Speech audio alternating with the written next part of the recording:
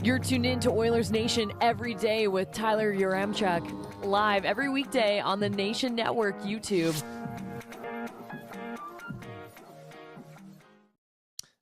A win's a win, right?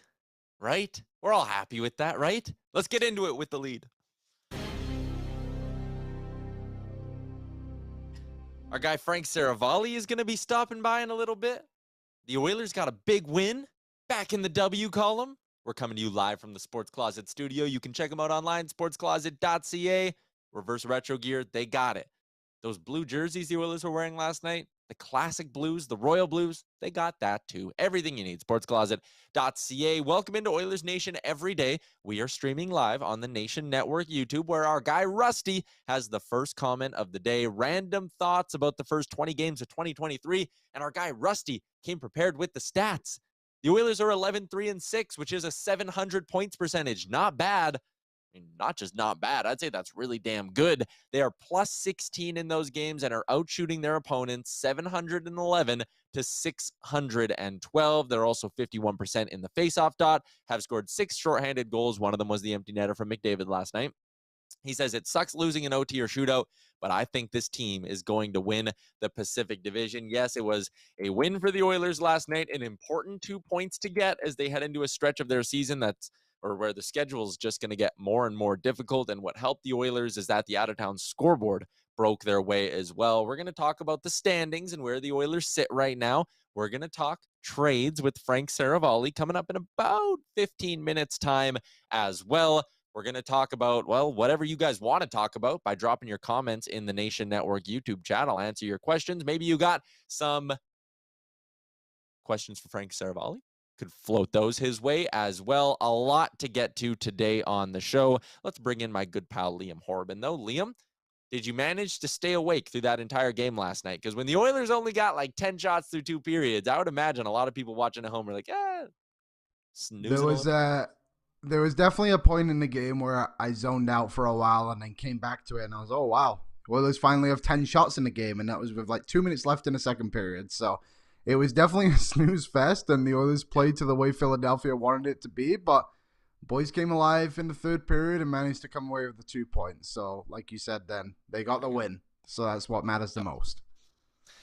Yep, and I think that is that's totally fair. And I don't want to be, we'll get into my 3 big things in just a second as you take a look at the scoring breakdown here in this hockey game.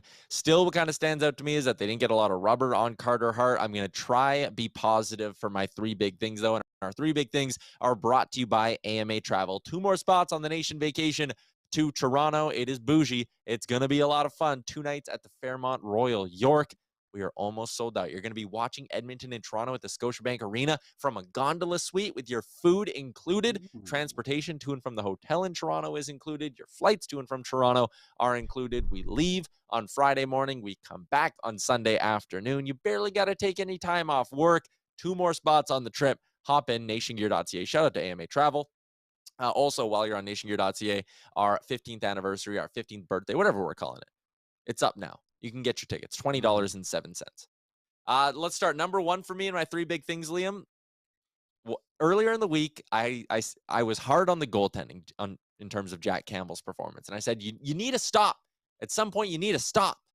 Last night, they got the stop. Stuart Skinner was really good in that hockey game. And when it was 2 and this game was still in the balance, he went and made this just really, really good save.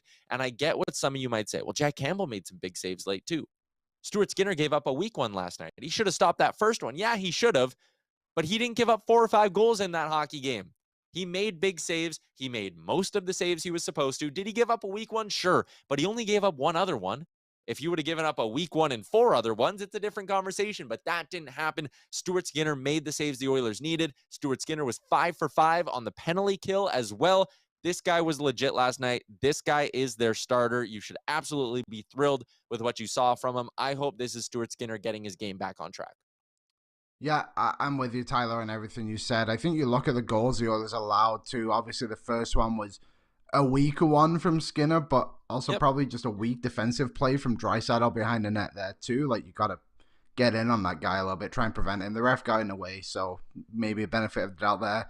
Second one, absolute grenade from Cody Ceci to Philip Broberg, which I don't know if anyone could have handled that. So just a couple of errors from the actual team themselves, which led to goals. So yeah, Skinner, like you said, make that big save with 10 minutes to go as the Oilers kind of just got back into the game too. So I was very happy with Skinner's performance tonight, and I've never really left the train of him being the Oilers' #1 goaltender. I think he's earned that spot throughout what he's done all season. He was an all-star for a reason. Stuart Skinner's save percentage on the season is now a .913. That is tied for 14th in the NHL. He's been rock solid for the bulk of the year, dipped a little bit in January, but I like to think that Stuart Skinner is finding his game. The big man between the pipes was our big thing.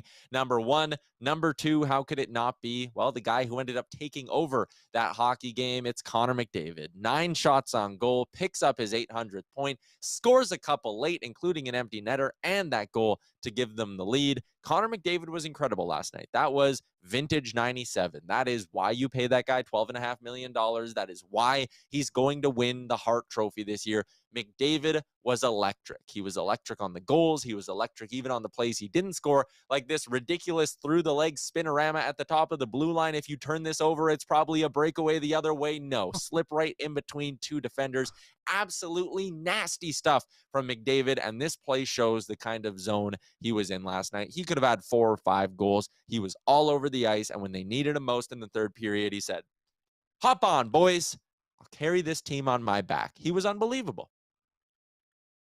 Yeah, he was absolutely insane last night. He kind of reminded me a little bit of playoff McDavid, where he just kind of took his game to another level, especially in the third period. Like, the boys needed that win last night, and McDavid wasn't going to allow it to go any other way. So, like you said, like, he's the best player in the world, and he shows it on a nightly basis. But last night he showed it in just such a massive way, and that goal we just saw there, like, it was a bit of a greasy one. You got the bounce that you needed, but finally the Oilers got the bounce they needed. And thankfully, it came from number 97 himself, who snapped, what, 4 games skid of no goals, which is just kind of whack to think that, like, that's like a big streak for him. You know what I mean? So I'm glad we saw the best of Connor McDavid yesterday. Yeah, we really did. And the Oilers needed it. We talked about McDavid a little bit yesterday on the show and said, hey, it's been a weird stretch. First time all year, he's gone 4 straight games without a goal. Well, he pops home 2, has a 3-point night, which for McDavid is his first 3-point night in 5 games. You know, that hasn't happened a lot this year either. He's been rattling off 3-point games with some sort of regularity. So Connor McDavid was unreal. I also think this, hopefully, for my sake, because I'm someone who bet on this to happen and put my money on the line, Connor McDavid back in the lead in the Rocket Richard, now 3 goals clear of David Pastrnak. So hopefully this fuels McDavid to start firing a few more home, because Liam, remember early in the year, we were talking about Connor McDavid maybe being a guy who could hit the 70 goal mark, like forget the 60 goal mark. It's probably going to be tight for him to get 60 now. I'm just doing the math on what he's on pace for. Yeah, he's going to need to get going. He's on pace right now for another 18 this year, so he should get there, but he's been slowing a bit. Do you still think McDavid will get 60? I'm not gonna doubt him. I'm gonna say yeah. I feel like if it gets close with a few games left, maybe he'll just kind of turn it up another notch and try and get there. That's kind of how I think it might go. It might come down to the wire, but he says he doesn't look at the stats, but we all know they all look at the stats. They know what they're trying to achieve. So hopefully 60 was a goal at the start of the season for McDavid, and he can push for it, because it'd be fantastic to see him get there. Yeah, 60 goals would be great. On pace for 62, and just an unbelievable performance last night from the Oilers captain. Speaking of good performances, I thought the Oilers depth players actually played pretty well. Again, there was some stuff to not like in this hockey game, but the 3 best shot for percentages last night at 5-on-5, Derek Ryan was the best on the team. Hyman was second best. And Liam, your boy Devin Shore was up there. He drew a big 4-minute penalty.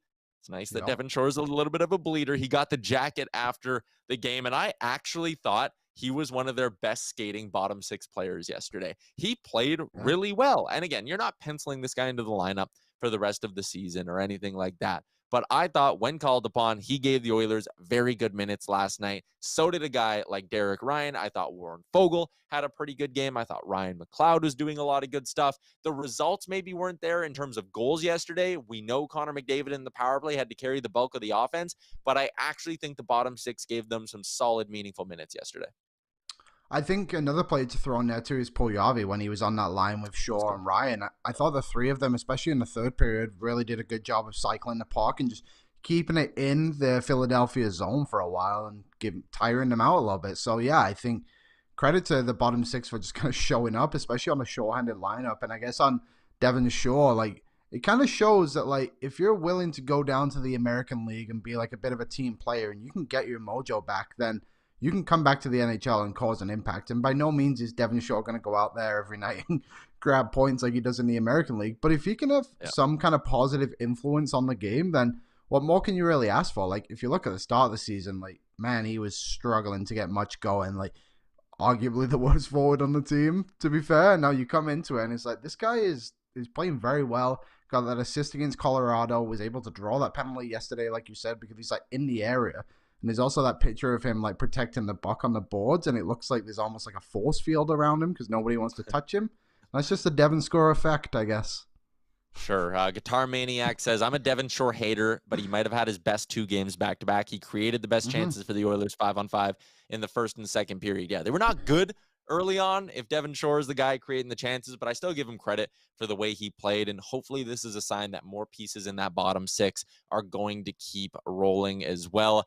Maynard Nugent-Spivey, what a name. McLeod won a huge face-off late. Yeah, he did. So again, in the dot, McLeod was solid. I thought he was moving his feet pretty well. Island Tony brings up a point. Puljujarvi still fumbled a chance after last night. Yeah, there was the odd man rush that looked like it was going right on Puljujarvi's tape, and it fell off. And there was another one where Evan Bouchard had a clear look at the net. He fumbled the puck. The Oilers had to bear down way better last night.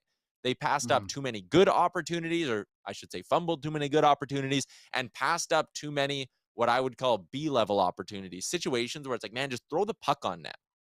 And they didn't do that at all. The stats reflect it, obviously, because in the first period at 5-on-5, they had 4 shots on goal. In the second period at 5-on-5, they had 4 shots on goal. You cannot go 40 minutes against a team as bad as the Philadelphia Flyers and only average a shot every 5 minutes. That's brutal, especially when you consider who is between the pipes. You knew you weren't going to beat Carter Hart enough to win if you're only throwing 4 shots in the first and 4 shots in the second. Thankfully, they woke up a little bit in the third and put 12 shots on net. But still, I didn't love the idea. I didn't love the stat line of 4-4. I didn't love the way they adjusted either.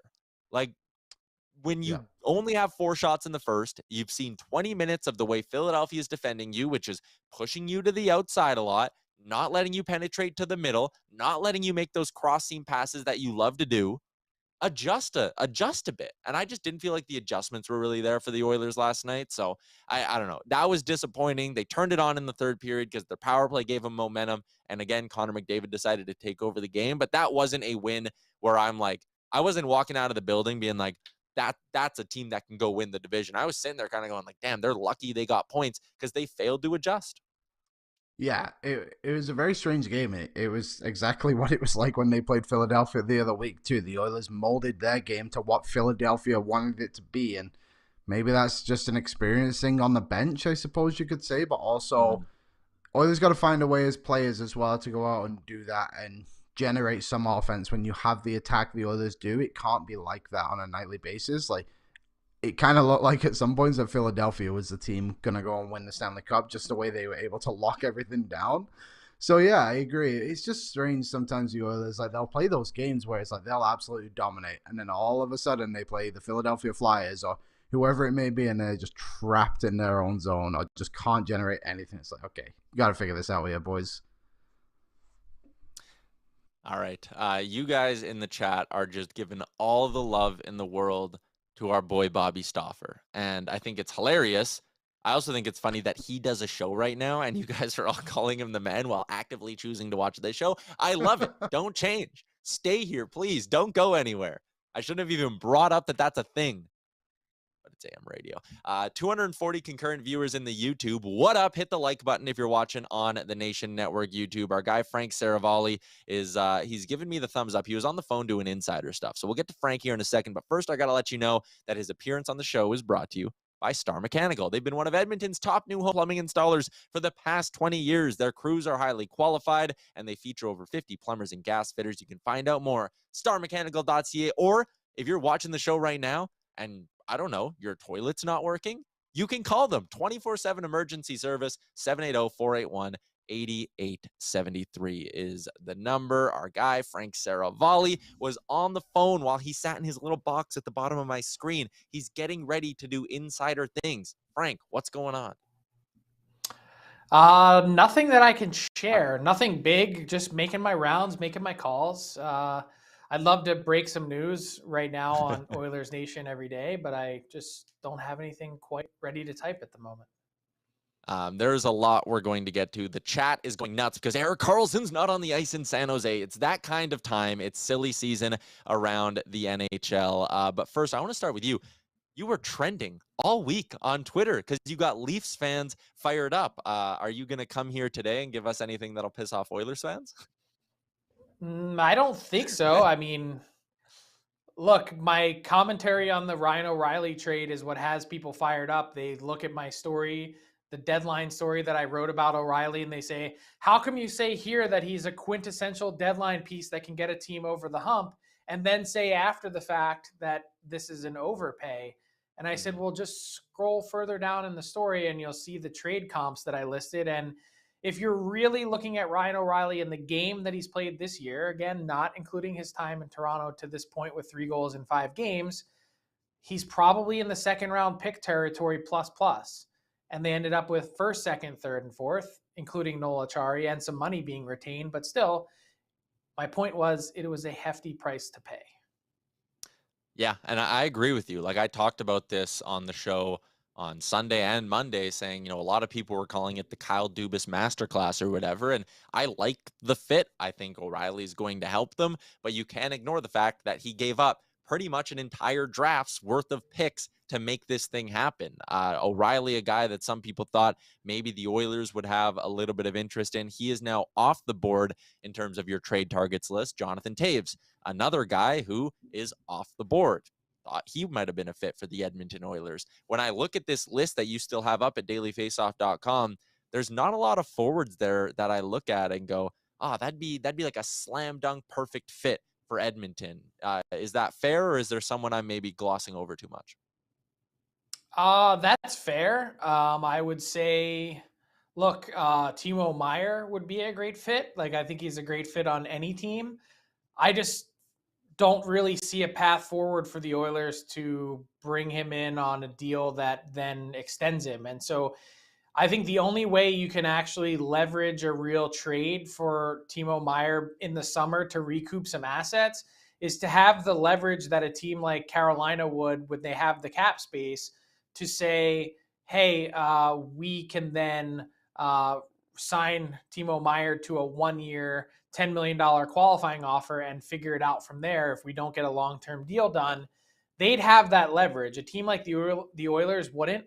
I do think that they've spent some time thinking about what Timo Meier might look like, but probably don't see it necessarily as something that could work. And I do have just a slight bit of news from an Oilers perspective. I was thinking about it after you asked me. It sounds like Evander Kane is going to miss a little bit of time. You know, we're talking like maybe the potential for 2 weeks. It's possible that he works his way back before then, but what he's dealing with is a really painful injury that could keep him out for, you know, just a little while. So nothing too concerning, but just wanted to add that kind of, it doesn't change at all what the Oilers are thinking deadline perspective wise, but at least getting to that point, it's at least a consideration. Yeah, so nothing that's going to be able where the Oilers can LTIR them like some teams are doing with pieces like Mark Stone. It's not going to change their deadline strategy, but Evander Kane potentially out of the lineup here for a couple of weeks. Let's talk about another Kane. I know we've gotten your take on it a few times, but the chat is buzzing.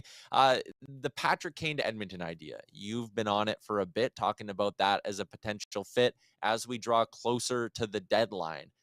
More or less likely, really one of the final teams here, and do you have any insight on how the Patrick Kane thing, like, could it even happen? Is there a chance he stays in Chicago?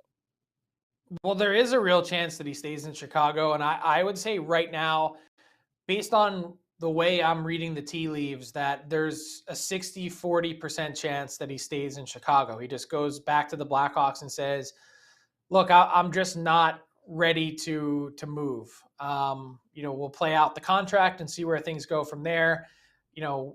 It's just not the right time. So that's certainly something that could happen.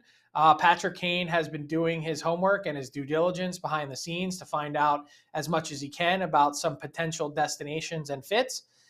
If he were to go to the Chicago Blackhawks and say that he's ready to be moved, the common belief out there is that he's only going to present one team, much like Claude Giroux with the Philadelphia Flyers last year, where he said, I'm only willing to go to the Florida Panthers. And so that left the Panthers and the Flyers up to negotiating a trade. I think there's a chance that if Kane gives one team and it doesn't work out, or that team isn't interested, or they go in another direction, that he could circle back with a second team. But that's sort of the expectation going in. Here's the problem, is that there's been no indication given to anyone that Kane is going to provide any teams. So that is like quite literally the very latest on Patrick Kane. All right. Interesting stuff. It'd be a fun fit. I guess it's up to Patrick Kane at this point, and we'll be sitting and waiting. I want to get your thoughts on another guy who is on your trade targets list. I've been talking about him as a potential fit. He's down at number 25, and that's Mattias Ekholm. A lot of people might look at a defenseman who just signed a 4-year deal with his club and go, why would they move him? But is there a chance Nashville really kicks it into sell mode in the next 9 days here? And could Ekholm be a guy that the Oilers are interested in? Yes, and we've been talking about Ekholm because Nashville first started to peruse the market on Ekholm back in January. We were the first to report it, and since then, the Preds season has kind of been up and down. They look like they're getting back in the race, then they're out of it. And I think what's clear now is that this team is ready to be a seller, or should be a seller, based on the season that is unfolded, based on the contracts that they have, the term that they have. And here's the thing with Ekholm, with those 3 years that are remaining on that deal at $6.25 million, that contract at a certain point, it's not now, but it's sometime in the somewhat near future, is going to be a lot more difficult to move than it is at this exact juncture. It's kind of the same conversation, although on a different scale and scope than that the St. Louis Blues are beginning to have right at this exact moment in time about Colton Parayko.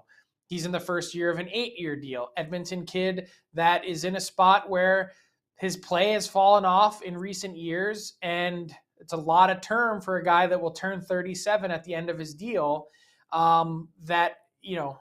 The Blues are looking for cap flexibility. The Preds are looking for cap flexibility. And some of the ways to create that are to move these players that have term, that may have value, out the door. The problem is, I think there's already a number of defensemen that are on the market that are expensive, and the teams are going to pivot to those guys first that don't have that same commitment. And the real value that exists on the market, I believe, the way I'm reading it right now, is at the forward position. Interesting stuff. Interesting. Yeah, What's the Ekholm, chat saying? Parayko for the chat is they keep just talking about Bob Stauffer, because Bob called out Oilers management yesterday and is now the biggest. Everyone loves Bob today. That's what the chat's saying. People love the idea of Ekholm though, and I look at that and go, I know some people like Parayko too, but that term is so long that there's like a 0% chance St. Louis keeps any of that. So how could the Oilers afford him? With Ekholm, is there at least a chance they would keep some of that money? Because that's how I think he becomes a prime target for the Oilers. Yeah, I don't think so. And I think the other part of it is not just to get him in the door now, but also then moving forward, you need to consider the complications and permutations of what that does to the young defenseman that you have, which is what the Oilers have actually been really cognizant of. I think in a vacuum, Mattias Ekholm is a Ken Holland guy every day of the week and twice on Sunday. He is the sort of ideal player that fits what Ken Holland likes in a prototype player. But that means changing up your decor. It means sending a piece out to make the money work. And it means boxing someone else out like for the next number of years that they probably just aren't ready and or interested to do. Yeah, that's fair. It's going to be interesting to see how Holland balances all of this because, again, like there is some pressure mounting in this market. And I think if it's a couple of deals that only involve the Oilers' second or third round pick, or maybe not even the second round pick, I think this fan base is going to be wildly disappointed, Frank. Do you think that's realistic that we go through the next 9 days and me and you sit there at the end of our trade deadline live show on Daily Faceoff at 2 o'clock Mountain Time? Is it a realistic chance that we sit there and go, boy, the Oilers didn't do much? Is it realistic? Yeah, I think it is. I think Ken Holland has done and navigated through deadlines before at his own pace. And I don't see him going wild on an acquisition that isn't really going to put this team over the top. I think let me tell you this.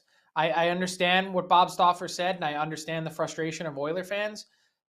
I've talked to so many GMs in the last few days that Ken Holland has already also talked to. He's doing his due diligence and making the calls. He's finding out the price on all of the pieces that you might think the Oilers would be interested in.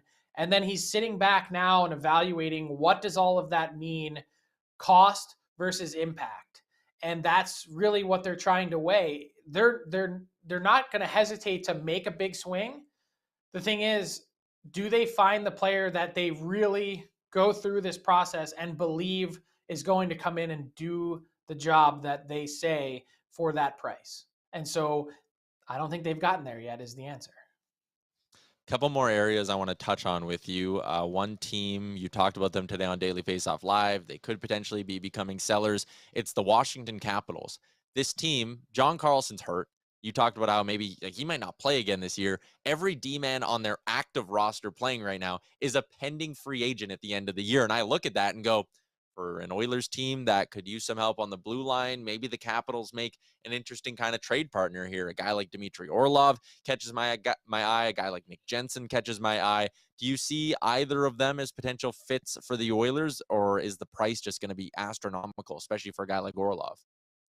I really like a lowercase addition in someone like Nick Jensen. I highlighted the Brett Kulak trade today as the sort of comparable for what type of price the Caps might get for Jensen. And I think he could have a real significant impact because he has a special ability to withstand the forecheck. He doesn't get rattled and he can efficiently move the puck up to your forwards. The Oilers forwards, the Oilers stars and players made a request to the team. We'd like to get someone that can move the puck. And Jensen can do that in a really efficient way without a lot of fanfare, and he doesn't cost all that much. So I could see a world in which the Oilers go after a forward, whether it's a Patrick Kane or someone like that. And if they don't get another forward back in that deal, that they maybe target someone like a Jensen to say, we were kind of comfortable with that Kulak price last year, and we saw how much he helped our team in the playoffs. To add in another player like Jensen, who then isn't going to be in the way of being a roadblock later on as a UFA, that's the type of rental that makes sense. Interesting. The other name that's causing a lot of chatter in the chat is what the hell's going on with Jakob Chychrun? This guy's been sitting out of the lineup for weeks now. We're starting to hear rumblings that, maybe Boston's getting close to Gavrikov. That could be a thing. Well, that was a team that's interested in Chychrun, and Chychrun was back practicing, but he's not going to be playing. Like, this situation seems like it's gotten incredibly messy. Is there a chance the Coyotes actually hold on to this guy through another deadline? Or is this a situation where come March 3rd, they'll just have to sit there and GM Bill Armstrong will just have to go, okay, I'm taking the best offer I get? I think they have to. I think this has gone on so long. He was on our trade targets board last year at the deadline. It's like quite literally 15 months we're talking about now. The player wants out. He's had enough. The player has now been sitting out and not able to play. That's, further pushed it, close to the line. And one of two things is going to happen. Either the Coyotes are going to hold out and they're going to get their price, or their price is going to drop. It's as simple as that. I don't think there's going to be any more jockeying after March 3rd. I don't know how you could possibly drag this out into the summer and the draft again, because what it's telling you is you've mispriced the market. It's no different than a house that you put up that's worth 600,000 and you ask for $1 million, well, if it lingers on the market for long enough, it tells you that you didn't properly do your homework. And so I think the Coyotes at the end of the day are going to have to adjust. And I think they're swimming up creek without a paddle now. And the reason for that is just based on the conversations that I've had with other teams who have checked in with the Coyotes. And, last week they were told, don't bother getting in the mix. And then this time around, they were told, hey, are you still interested in Chychrun? So whatever they had going either fell apart or the goalpost moved and they're back at square one. Wow. Yeah, that's just like if you sit a guy for almost a month and then don't trade him, like how do you even bring that guy back into your locker room, back into the lineup?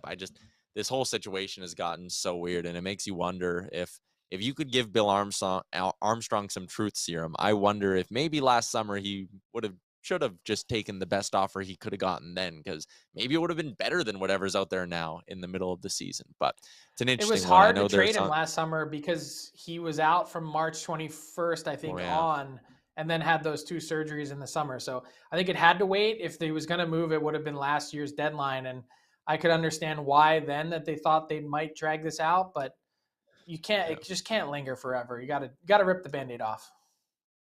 Fair enough. Frank Seravalli for Star Mechanical. You're going to be on DFO Live again this week, giving us deadline countdowns and breaking news when you get it. And then next Wednesday, back on this show, right? We're going to get you then?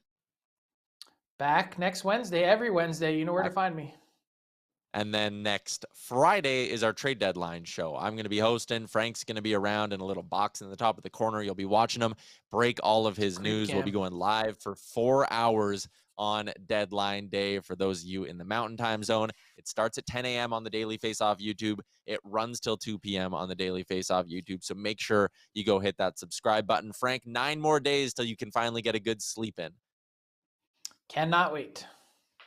We will chat with Frank again next week. That all brought to you by our friends at Star Mechanical. Star Mechanical, starmechanical.ca, one of Edmonton's top new home plumbing installers for the last 20 years. Liam, going to bring you back. You sat there, you listened, you were taking notes the entire time. What did you make of what Frank said? I thought it was interesting, the stuff. Like, it's positive to hear that Ken Holland has been calling around to see the price of everything. If that means he pulls a move or whatever, I guess that's also his job to go and call all the GMs in the league and find out the prices. But it's good to know that they're in on these guys, right? And I honestly have no idea what Ken Holland is going to do at the deadline, but at least there's the reassurance of he's around calling, he's in the picture. And I also like the idea of Nick Jensen. I mean, if you can get that guy at the price of Brett Kulak, like, that seems like a pretty good deal. So what would that be, like? Second, Niemelainen, and probably a later pick as well, I think, was an equivalent. Tyler Mulick threw that out there of, Niemelainen in a second. That might be a little bit more than Lagesson and a second for Kulak. I don't think Jensen's like that much better. I don't know. Maybe it wouldn't cost that much. Maybe it's a third in Niemelainen gets you a guy like Jensen. Maybe. And that's all you have to pay, because Niemelainen, I think, is way closer to being a regular NHL defenseman than William Lagesson ever was. So maybe it doesn't even cost you that much. Then you can use your second round pick and something else to go get a forward. I think this blue line would be a guy like Nick Jensen slotted into the right side. It would give you some depth. Again, I know a bunch of you are probably going to hop in. Well, you're not taking out Vinny Desharnais. And look, I get it. If you run 7D and you acquire whoever you acquire, it's probably pushing Desharnais out of the lineup. But again, you are not going to be fully healthy for an entire playoff run. You need to go get a depth defenseman that's better than Vinny Desharnais, because him being your 8 is a great problem to have. When you suffer an injury in round 1, and again, you could suffer an injury tomorrow. We don't know. You need to go make sure you have depth, because you don't want to be one injury away from having to play Marcus Niemelainen every day in the playoffs.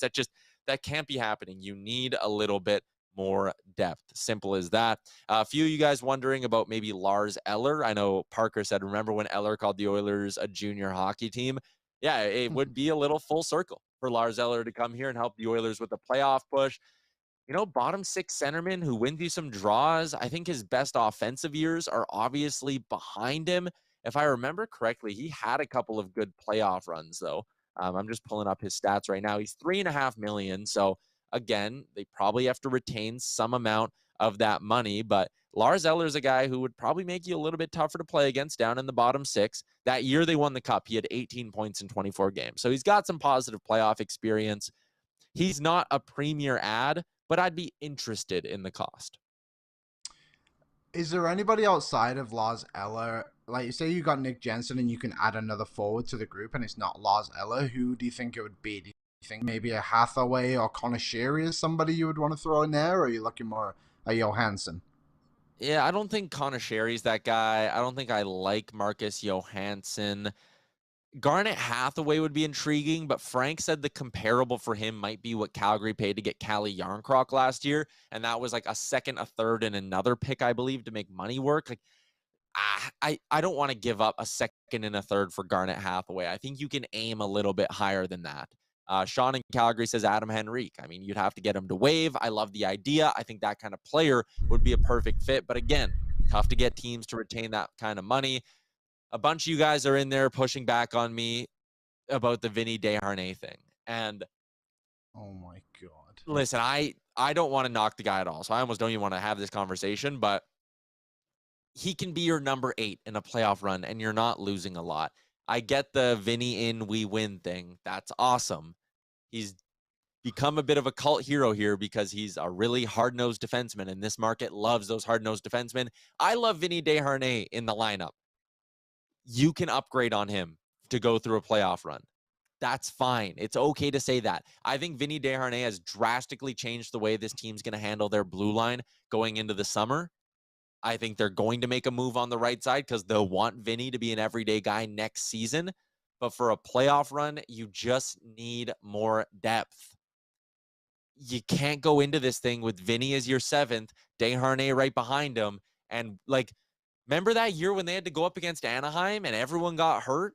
And there's like Griffin Reinhardt's playing a playoff game for you. You can't let that happen. You need to be scratching good players every game in the playoffs because injuries will occur. Like, you have to be ready for that stuff. Lance says, Tyler speaking the hard truths. AJ says, I'm tripping. I'm not. Brendan says, Desharnais's been 3 times better than Ceci. I think there's a little bit of the shiny new toy effect going on here with Desharnais. I love him. I've been wildly impressed with the start to his NHL career. I get that he probably does make this team better because the 11-7 approach. I think Nick Jensen could make the Oilers even better than that. Imagine that.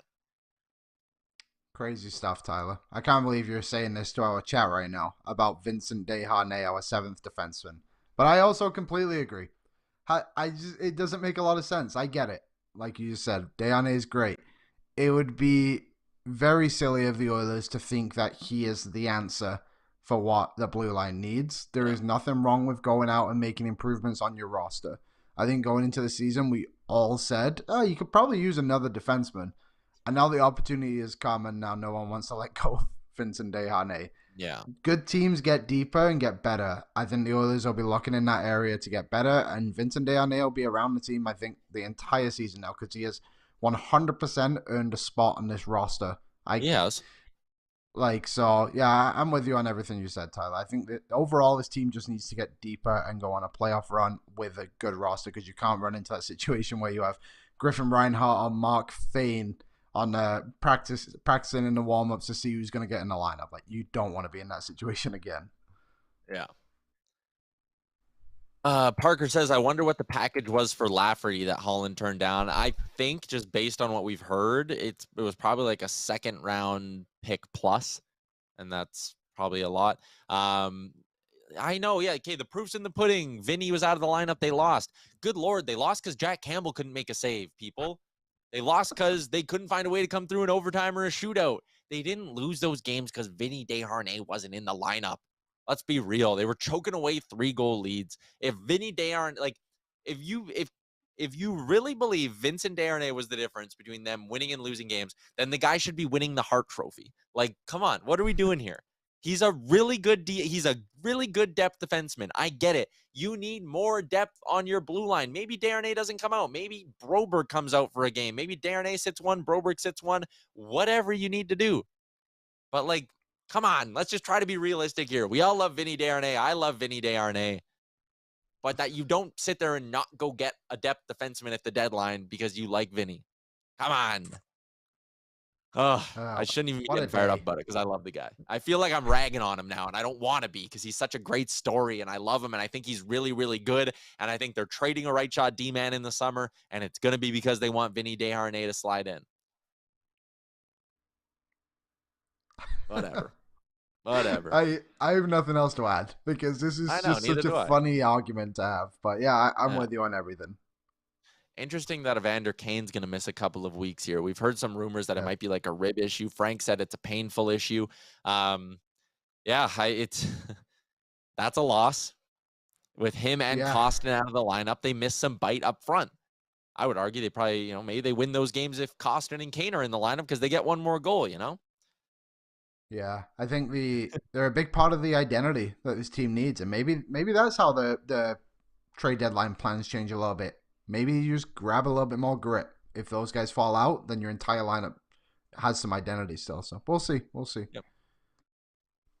Let's get to our Betway bets for tonight. Liam, I missed yesterday because I thought the Oilers were going to shoot the puck a lot, and they did not. Tonight, I like the Dallas and the Dallas game against Chicago simply because I think Dallas is going to score a ton. So I'm going to bet. I got Jason Robertson, multi-point game, Joe Pavelski to get an assist. Those are my two. But what do you like tonight? I'm going with the Yotes, Tyler. The Arizona Coyotes against the Calgary Flames. The Yotes have won 4 games in a row at home.